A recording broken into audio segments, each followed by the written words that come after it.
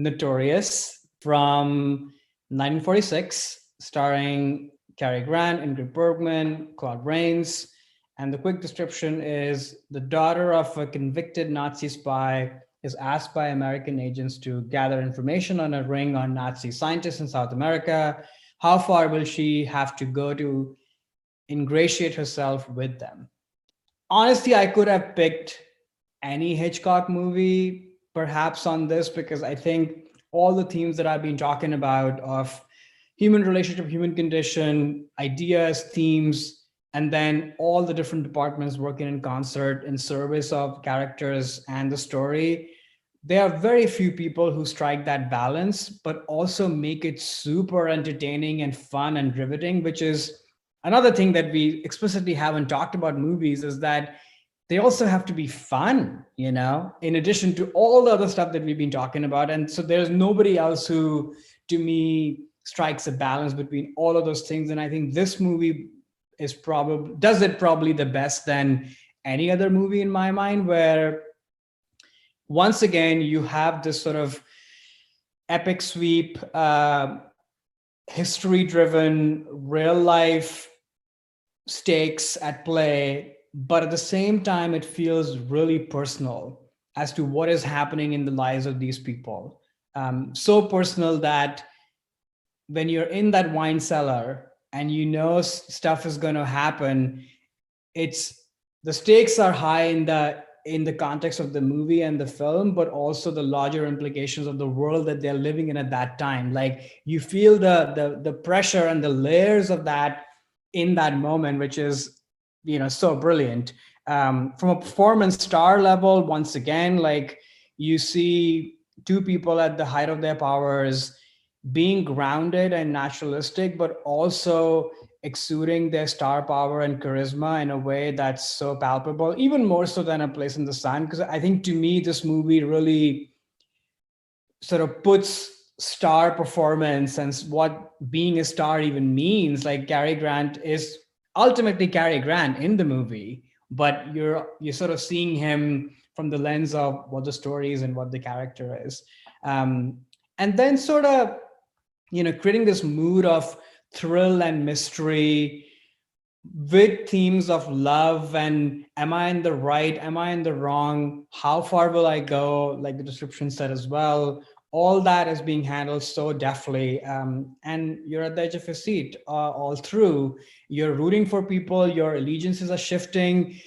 Even Claude Rains is sympathetic at times, which again I think is such a powerful thing that film does, that it shows the unlikable or the misunderstood in ways that are deeper. So you get to understand their human condition, which to me, I think Viola Davis once said this in one of her speeches, is that film is the only business which is the business of empathy, which I think is so true, because every person has some redeeming qualities to them, I would think. And I think this movie goes there as well. So yeah, it's one of my favorites, and it's just a fun ride. I can watch it whenever I want. There's no prep to really get into it, and yet it satisfies you in deep, compelling ways.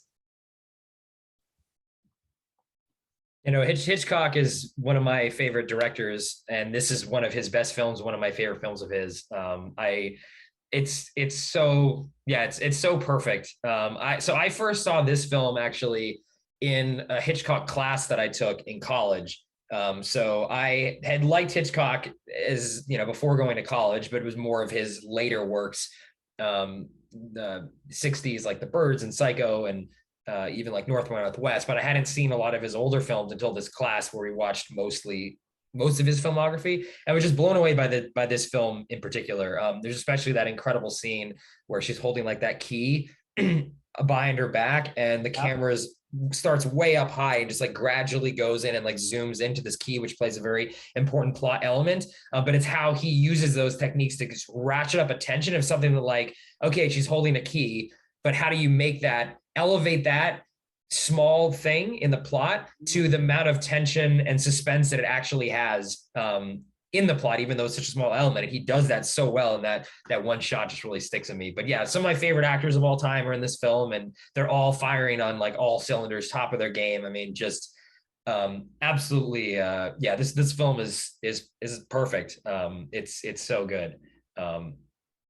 Yeah, even so Mission Impossible 2 was sort of a remake of this in a way. I don't know if you've seen Mission Impossible 2, but they kind of took a lot of these plot elements. So I think maybe that shows the power of this film. But another thing that's kind of interesting too that we discussed in the Hitchcock class, and kind of goes back to something that I was speaking about with The Good, the Bad, and the Ugly as well, is like Hitchcock, when he was a filmmaker at the time, was known as like the blockbuster, if use that term kind of loosely, the popcorn blockbuster guy of his time. And he was never really appreciated as the artist that he was when he was working. And that was always some chip on his shoulder that he had. So I think it's definitely like a testament to the power of him, like as an auteur, and just the art that it, he made this film because he wants to, using giant stars, it had a big budget. It was something that, was a very, audience pleasing genre, but he's able to elevate that and resonating with you now after the movie's 50 some, actually even more than that, years old now, to just still be hitting you like this.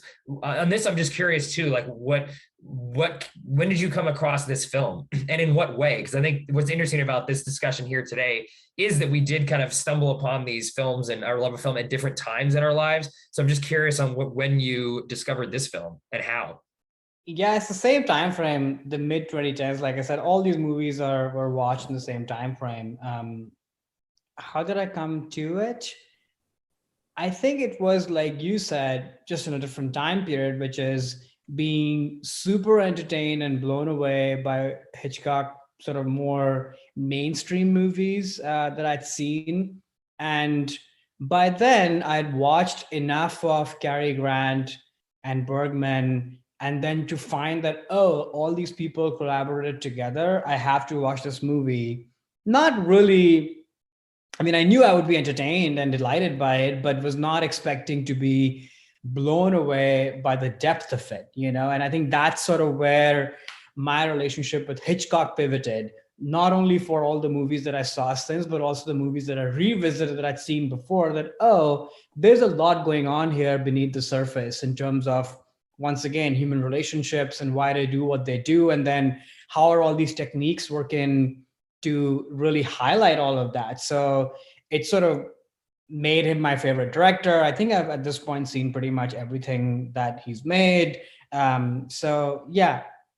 Yeah, no, fantastic film, and interesting. And I could see why this would be a one to give you like a new appreciation for what Hitch did, and then to even go back and see the depths of even the films that you had seen before, which is something, again, after taking this class and being exposed to some of these other films that he made, like Notorious, all of a sudden now, Psycho and The Birds and North Northwest just become even better, because you can start picking up on how, what a master he was in terms of filmmaker. Yeah, he's definitely one of my favorites. Totally. This movie also just has a lot of, and I was just thinking as to why this one, and there are other movies where he does this too, but I think there's something about the pacing, and you're sort of in the breadth of the people in the movie, which I think gives you the time to really see those layers, which maybe are not as obvious or at the surface of something like a North by Northwest, where there's a lot happening and they are faster paced and more sort of plot driven. Not that this movie is not plot driven, but you're in the breadth of the people, which I really, really love. Hey there, it's Alex. If you like the review and discussion Karan and I just had, make sure you subscribe to our channel, Movies That Shaped Us, to get full episodes. Every other Wednesday, Karan and I cover a topic around important people, places, events, and moments in our lives, and then explore it through 3 of our favorite movies. Subscribe right now, or follow our podcast on Spotify or Apple Podcasts via the link in the description below. Hope you join us for the journey.